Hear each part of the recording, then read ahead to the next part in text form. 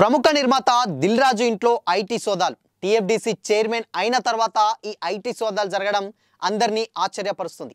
అయితే రీసెంట్ గా game changer సంక్రాంతికి వస్తున్నాం. ఒకటి ప్రాఫిట్ ఒకటి లాస్ అన్నా కానీ ఈ ఐటీ సోదాలు జరగడం వెనక కారణాలు ఏంటి? అసలు ఎంతమంది ఎన్ని బృందాలతో దిల్ రాజు ఆయన సన్నిహితుల ఇంట్లో ఐటీ సోదాలు జరుపుతున్నారు తెలుసుకుందాం.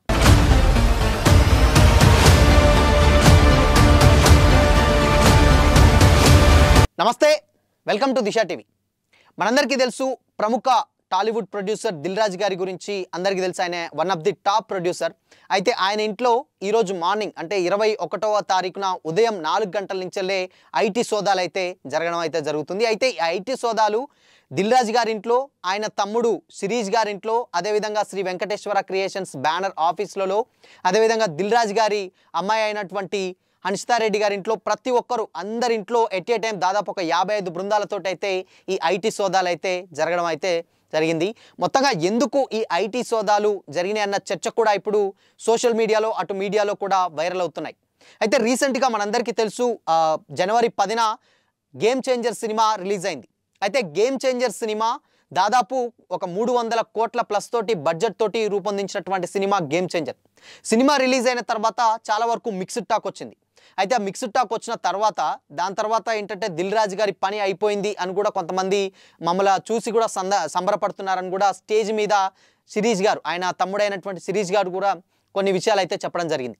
అయితే దాని తర్వాత జనవరి 10న రిలీజ్ అయినటువంటి గేమ్ చేంజర్ మిక్స్డ్ టాక్ వచ్చిన తర్వాత జనవరి 14న సంక్రాంతి రోజు సంక్రాంతికి వస్తున్నాం సినిమా అనేది రిలీజ్ అవ్వడం జరిగింది. అటు అనిల్ రావుపూడి గారి డైరెక్షన్లో అండ్ విక్టరీ వెంకటేష్ గారు హీరోగా వచ్చినటువంటి సినిమానే సంక్రాంతికి వస్తున్నాం. అయితే సంక్రాంతికి వస్తున్నాం సినిమా మాత్రం చాలా ప్రాఫిట్లోకి వచ్చిందని కూడా సోషల్ మీడియాలో కానీ వాళ్ళు సక్సెస్ మీట్లో కూడా సెలబ్రేషన్స్ అయితే చేసుకోవడం జరిగింది. అయితే దాదాపు 130 కోట్ల వరకు ప్లస్ కూడా షేర్ రాబట్టింది.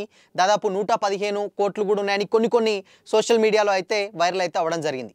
అంటే దాదాపు పెట్టిన ప్రాఫిట్ కంటే డబల్ ట్రిబుల్ కూడా వచ్చిందని కూడా కొంతమంది అయితే మాట్లాడుకుంటున్నారు. అయితే చాలామంది ఏంటంటే అటు గేమ్ చేంజర్ లాస్ని సంక్రాంతికి వస్తున్నాం తీర్చింది అని కూడా కొంతమంది అంటున్నారు. మరికొంతమంది మాత్రం గేమ్ చేంజర్కి పెట్టినటువంటి బడ్జెట్ వేరు, ఇక్కడ సంక్రాంతికి వస్తున్నాం పెట్టిన బడ్జెట్ వేరు, దానికి దీనికి కంపేర్ చేస్తే సంక్రాంతికి వస్తున్నామును పెద్దగా అది ఎఫెక్ట్ చూపలేకపోయింది. అంటే ఈవెన్ ఆ లాస్ అయిన బడ్జెట్ని కూడా ఎక్కువగా చూపించలేకపోయిందని కూడా మరికొంతమంది అన్నారు. అయితే ఈ టైంలోనే అసలు సోదాలు ఎందుకు చేశారు?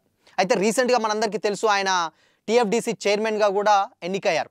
అది కూడా ప్రస్తుతం ఉన్నటువంటి కాంగ్రెస్ ప్రభుత్వంలో ఉన్నటువంటి ఆయన టీఎఫ్డీసీ చైర్మన్గా కాంగ్రెస్ పార్టీనే ఆయన ఏకగ్రీవంగా ఎన్నిక చేయడం అయితే మనందరికీ తెలిసిందే. దాని తర్వాత ఈ టైంలోనే ఐటీ సోదాలు ఎందుకు అని కూడా చర్చ మొదలైందనమాట. అయితే ఐటీ సోదాలు అనేది సెంట్రల్కి సంబంధించిన విషయం కాబట్టి రాష్ట్ర ప్రభుత్వాలకు పెద్దగా ఆస్కారం ఉండదు ఎంటర్ అవ్వడానికి. సో ఐటీ అనేసి సెంట్రల్ విషయానికి వచ్చినట్లయితే మేబీ అక్కడి నుంచి వెళ్ళి సోదాలు ఎట్ ఏ టైం అటు వీళ్ళు సక్సెస్ సెలబ్రేషన్స్ కానీ లేకపోతే కొన్ని 130-115 కోట్లు గ్రాసు అది షేర్లే వచ్చింది. సో ఆ లాస్ని తీరుస్తుందన్న సందర్భంగా అసలు లెక్కలేంటి, పెట్టినటువంటి బడ్జెట్ ఏంటి, వచ్చినటువంటి డబ్బులు ఏంటి అని చెప్పేసి ఎట్ ఏ టైం దాదాపు ఒక 55 బృందాలతోటి దిల్ రాజు గారి కుటుంబ సభ్యులే కాకుండా ఆయన సన్నిహితులు ఎవరైతే ఉన్నారో ఆయన సన్నిహితుల ఇంట్లో కూడా ఈ సోదాలు అయితే జరగడం జరిగింది. అయితే దానికి సంబంధించినట్టు కొన్ని పత్రాలు, కొంత సంబంధించినట్టు కొన్ని డాక్యుమెంట్స్ అయితే దొరకడం జరిగింది. ఆ డాక్యుమెంట్స్ ఏంటి అనేది అయితే మరింత ఇన్ఫర్మేషన్ అయితే కొంత అయితే తెలియాల్సి ఉంది.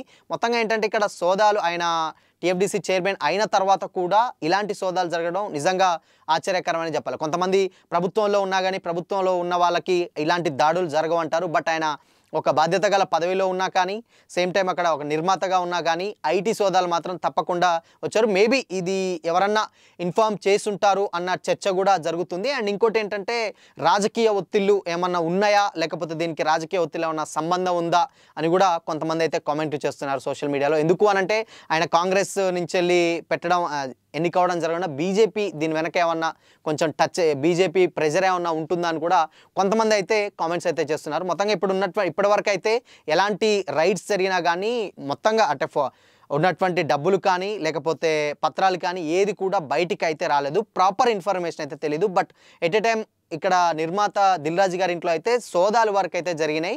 అండ్ ఇంకోటి ఏంటంటే ఆయన గతంలో గేమ్ చేంజర్ పెట్టినటువంటి బడ్జెట్ ఇటు సంక్రాంతికి వస్తున్నట్టు కొంతమంది గేమ్ చేంజర్ కూడా చాలా బడ్జెటే వచ్చింది.